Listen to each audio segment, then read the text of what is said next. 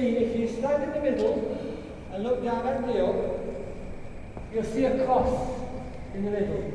Now, that never used to be there until the cockerel came down, and the architect said that this spire was unsafe. Structurally, it was unsafe. So it was a good thing that the cockerel did come down, because we had that cross put in.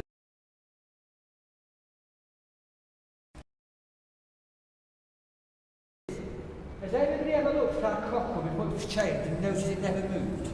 Yeah. It didn't move, and now it actually does move. Yeah, it's lovely, you can tell. Yeah, it does actually move now. So how long was the spike of the cockerel? How long was the metal spine? Well, let's put it this way. When I had it on show, and I used to carry it out and put it onto the show,